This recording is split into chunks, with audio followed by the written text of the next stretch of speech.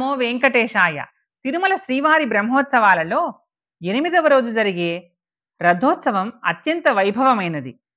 8వ రోజు ఉదయం ఉదయసూర్యుని కిరణకాంతులతో మేరుపర్వతం వంటి రథంలో ఇరువైపులా శ్రీదేవి భూదేవులు సేవిస్తుండగా, మధ్యలో మలయప్ప స్వామి వేంచేసి ఉండగా, భక్తజనులందరూ గోవింద నామస్మరణ చేస్తూ రథం పగ్గాలను లాగుతుండగా, తిరుమల 4 మాడవీధుల్లో నెమ్మదిగా రథోత్సవం జరుగుతుంది.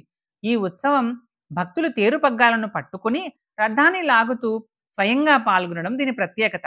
ఇతర వాహన ఊరేగింపులలో భక్తులు కేవలం ప్రేక్షకులు మాత్రమే, స్వయంగా పాల్గొనే అవకాశం లేదు. రథోత్సవంలో భక్తులు స్వయంగా పాల్గొనడం వలన అత్యంత కోలాహలంగా ఉంటుంది ఆ రోజు తిరుమల.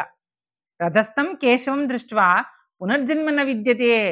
రథంలో వేంచేసి ఉన్నటువంటి విష్ణు భగవానుడిని దర్శనం మనం చేస్తే అది జన్మరాహిత్యాన్ని కలిగిస్తుంది అనే విశ్వాసంతో భక్తులందరూ రథోత్సవంలో స్వయంగా పాల్గొంటారు.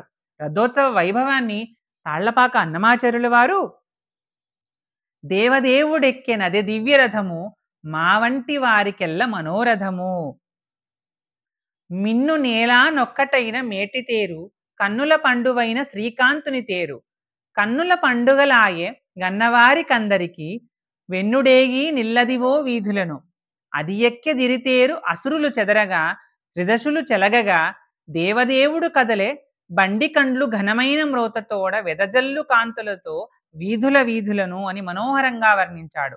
రథోత్సవంలో తిరువీధులలో రథం వెళ్తున్నప్పుడు అది ఆగిన చోట భక్తులు హారతులిస్తుంటారు. ఈ దృశ్యాన్ని అన్నమాచార్యుల వారు, ఎత్తరే ఆరతులు ఇయరే ఆ కానుకలు, ఇత్తల నేగి వచ్చెను ఇందిరానాథుడు.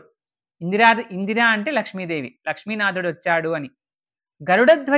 గరుడధ్వజపు తేరు కనకమయపు తేరు, సిరులతో వేదముల చేరుల తేరు, సురలు మునులు బట్టి సొంపుతోడ దియ్యగాను ఇరవుగ నేగి వచ్చే ఇందిరానాథుడు, వీధుల వీధుల విభుడేగీనిదే మోదము తోడుత మొక్కరో జనులు, గరుడధ్వజమదే కనకరథంబదే, అరదముపై హరి ఎలవాడే ఇరుదెసలనున్నారు ఇందిరయు భువియు. భువియు అంటే ఇక్కడ లక్ష్మీదేవి భూదేవి ఇద్దరు స్వామివారికి అటువైపు ఇటువైపు ఉన్నారు అని. పరగ బగ్గములు పట్టరోజనులు అని భక్తజనులకు హెచ్చరికలు చేస్తూ రథోత్సవ వైభవాన్ని మనకు వర్ణించారు. అయితే తరిగొండ వెంగమాంబ గారు రథోత్సవ వైభవాన్ని వెంకటాచల మహత్యం అనే పద్యకావ్యంలో ఇలా వర్ణించింది. పరమ భాగవతులు భక్తితో బాడుచు నుప్పొంగి ఆడుచు నుండగాను, గరములు ద్రిప్పి భోగస్త్రీలు ముందర జతలుగా నృత్యములు సలుపగాను, క్రమముగా వందిమాగధ సూత బృందముల్ పురుషోత్తమ ఖ్యాతి బొగడగాను, శిరముల కలశముల్ చేర్చి కొందరు భక్తులొక్కెడ బ్రేరణల్ ద్రొక్కగాను, మొనసి కొందరు గోవిందయనుచు భక్తి పరవశత్వముచే మించి పలుకగాను, రథముపై దండులముల అనురాగయుక్తి సతులు మేడలపై నుండి చల్లగాను. శ్రీనివాసుడు దేవేరులతో రథంపై మాడవీధుల్లో ఊరేగుచుండగా భాగవతోత్తములు భక్తి గీతాలను పాడుతూ ఉప్పొంగి ఆడుతున్నారట. రథం ముందు భోగస్త్రీలు జతలుగా కన్నుల పండుగగా చేతులు త్రిప్పుతూ నృత్యాలు చేస్తున్నారు. విజయనగర చక్రవర్తి కృష్ణదేవరాయల సోదరుడైన అచ్యుతదేవరాయలు క్రీస్తు శకం 1529 నుండి 1546 తిరుమలలో వెంకటేశ్వర స్వామి పరిచర్యకు గాను రంజకం కుప్పసాని కుమార్తె ముద్దుకుప్పాయి అను నాట్యకళా విశారదను నియమించినాడని శాసనముంది. ఆనాడు దేవదాసీలను ఎంబెరు మానడియార్ అని గౌరవించేవారట. దేవదాసీలు ఊరేగింపు ముందు నృత్యం చేయడాన్ని వెంగమాంబ వర్ణించింది. నేడు ఊరేగింపు ముందు స్త్రీలు యువతులు ప్రవేశించి భజనలు కోలాటాలు నృత్యాలు చేస్తూ భక్తిని ఆనందాన్ని కలిగిస్తున్నారు. వెంకటేశ్వరుని వైభవాన్ని వందిమాగతులు సూతులు ఎలుగెత్తి పొగుడుతున్నారు. భక్తులు కొందరు తలపై కలశాలను పెట్టుకుని పేరణి నృత్యాలను చేస్తున్నారు. కొందరు భక్తులు పారవశ్యంతో గోవిందా గోవిందా అని గొంతెత్తి పలుకుతున్నారట.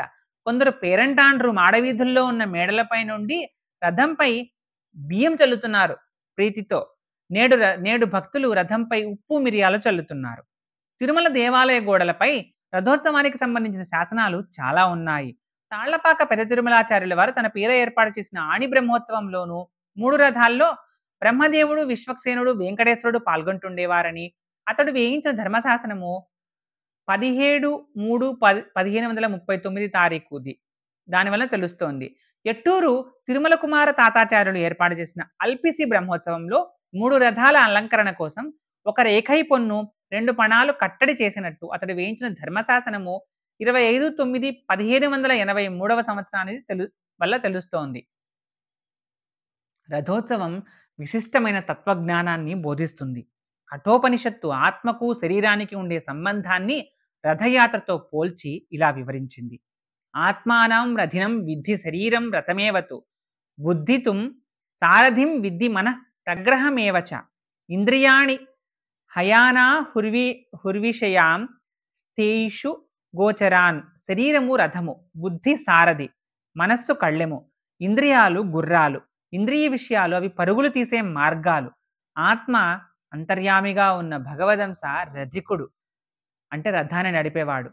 గుర్రాల వంటి ఇంద్రియాలను మనస్సు అనటి కళ్ళెముతో అదుపు చేసి రథం వంటి శరీరాన్ని మీ బుద్ధి అనే సారథి ద్వారా చక్కని మార్గంలో నడిపించి రథికుడైన ఆత్మను నన్ను గుర్తించి సేవించి తరించండని స్వామివారు మనకు హితబోధ చేస్తున్నారు.